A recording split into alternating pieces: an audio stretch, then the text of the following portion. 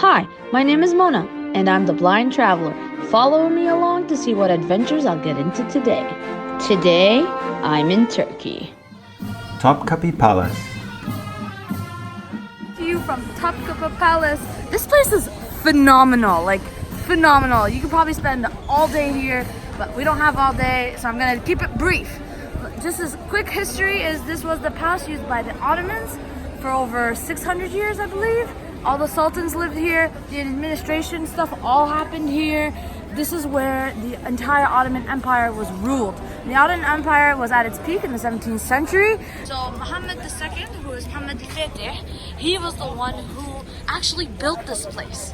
And he had inscribed on the first door, we'll show you guys over there, that he is the Lord of the East and the West and the shadow of God on earth. Maybe a little bit full of himself, but he did conquer Rome at the age of 21.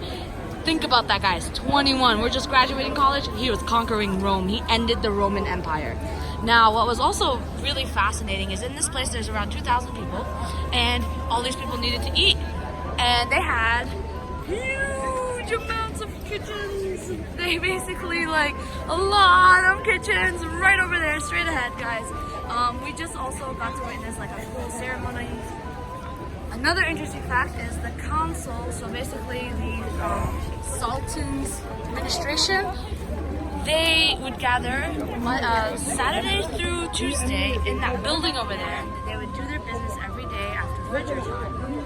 And the Sultan was able, there was a specific window inside, and he could listen to them or not. And they never knew. So the Sultan was able to kind of keep an ear on them, so to speak.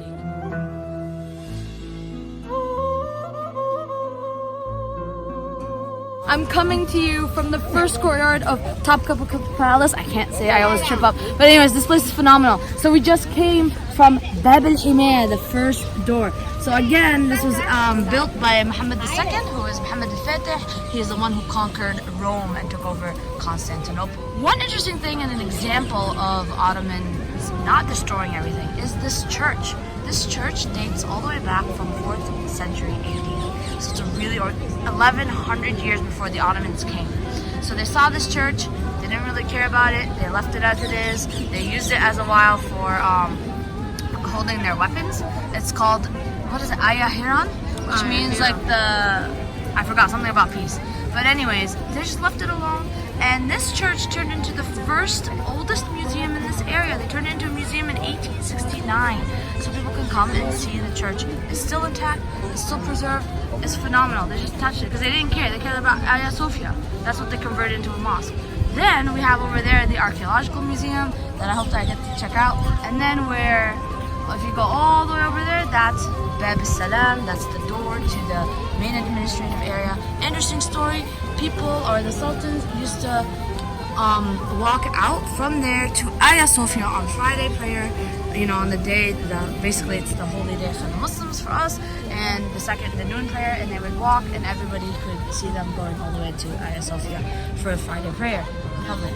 Now the Sultan, the Ottoman Sultan at the time, when they lost World War I, he actually signed off a paper giving the land to the British. And that's when Kemal Atatürk jumped in and was like, no, we deserve to be free. So, given Kemal Atatürk his interesting history, whatever you might think of him, he did prevent the British from colonizing this land. Interesting facts, so stay tuned!